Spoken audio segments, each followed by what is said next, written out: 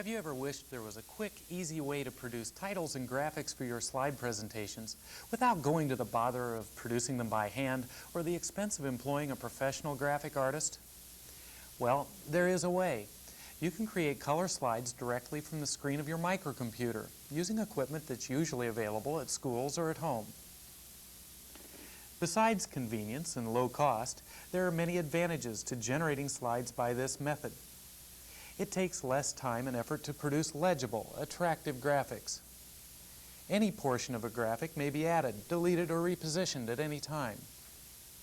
Color and size of the graphic may be changed repeatedly at a keystroke. And all of the information can be stored on a disk for later retrieval or modification. The procedure itself is quite simple, really just a matter of snapping a picture from the screen. But there are a few technical considerations that we need to mention before you begin. First, you'll need a 35mm single-lens reflex camera with interchangeable lenses.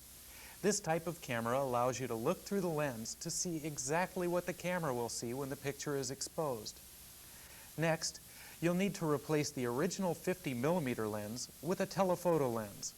A telephoto lens will eliminate the distortion created by the curved faceplate of the monitor by compressing distance perspective, making the curved surface appear flat to the camera. Ideally, a 180 to 200mm lens should be used, but any telephoto up to about 300mm will produce acceptable results. The camera and lens should be securely mounted on a sturdy tripod.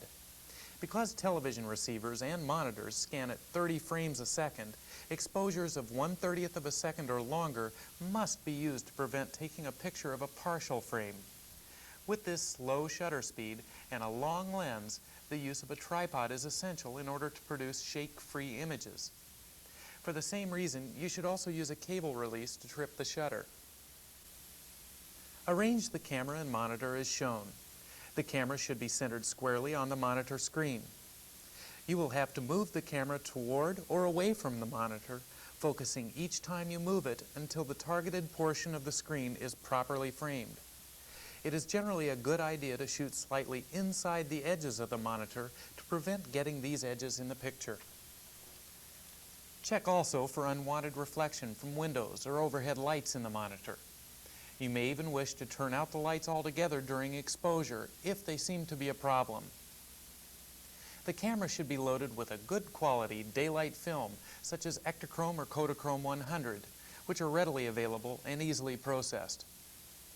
For your first roll of film, start with a shutter speed of 1/2 second and an aperture of f8. Bracket subsequent shots above and below the recommended settings using a variety of graphics with light and dark colored backgrounds. Keep careful notes on each exposure so that when the film comes back, you can decide which camera settings work best with your setup. So as you can see, creating computer-generated graphics doesn't require expensive or complicated equipment. And I'm sure with a little practice, you'll find them a welcome addition to your existing communication skills.